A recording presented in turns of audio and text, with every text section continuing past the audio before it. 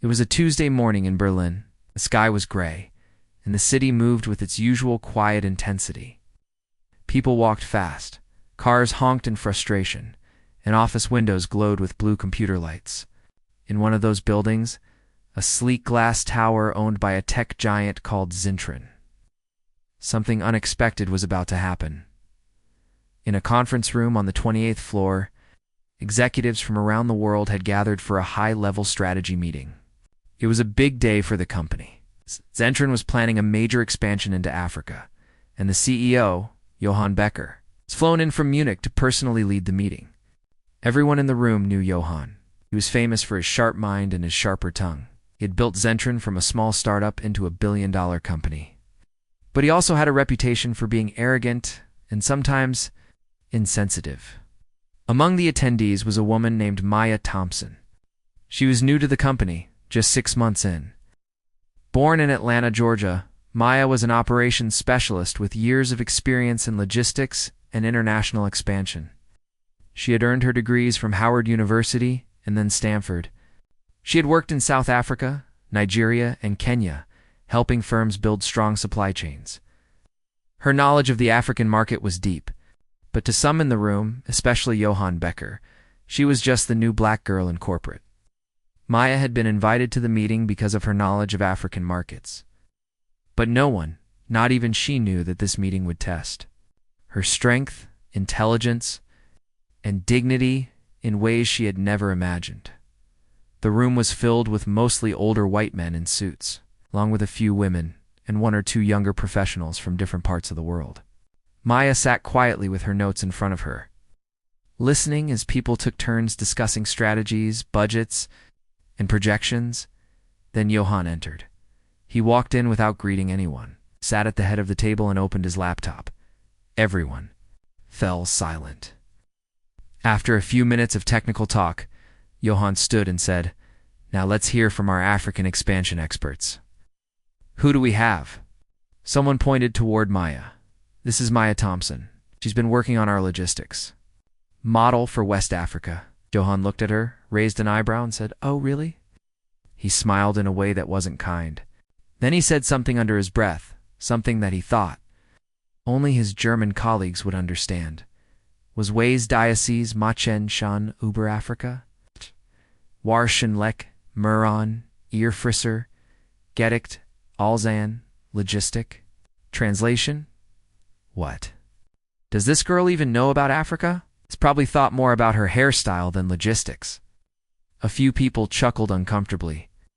Some lowered their heads, pretending not to understand. Maya looked up. She had heard every word. She didn't say anything at first.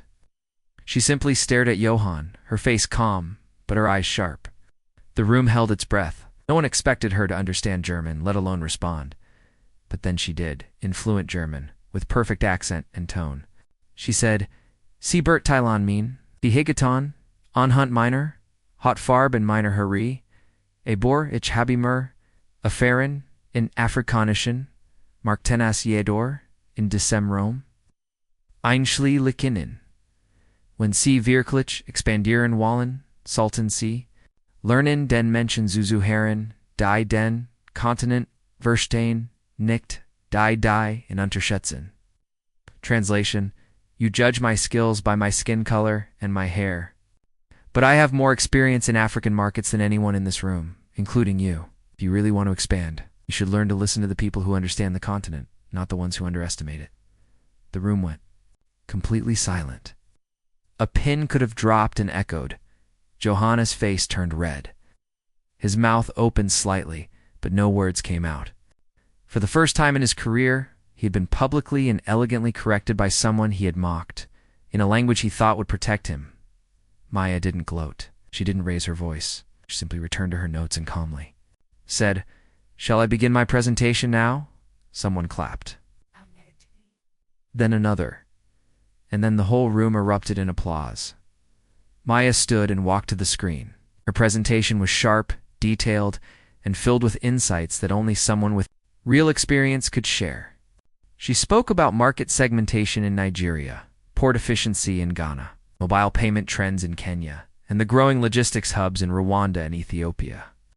She quoted data, named key contacts, and even highlighted risks that no one else had considered. By the time she finished, people were nodding in admiration.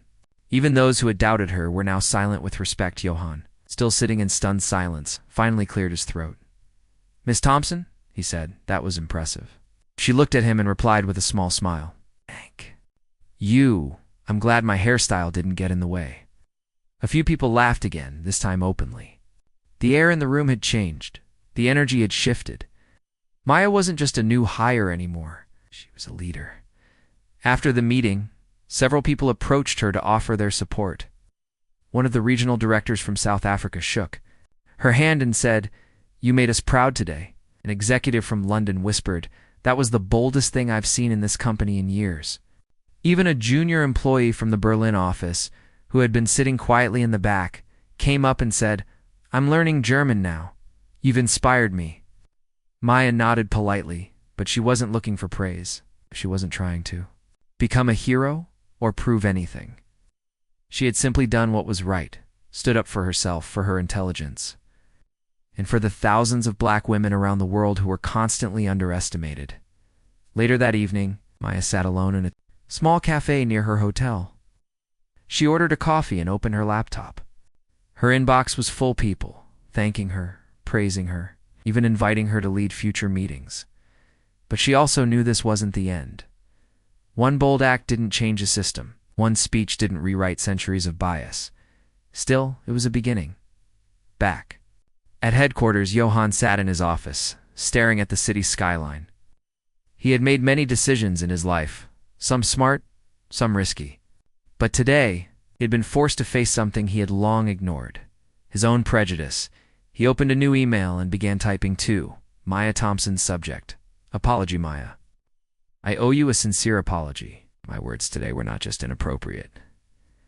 They were wrong. You showed grace, strength, and brilliance in the face of disrespect. I've learned something today, and I hope to continue learning. If you're open to it, I'd like to meet with you one-on-one to discuss how we can do better. As a company, thank you for your leadership." Johann Becker. Maya read the email, and paused, and smiled slightly.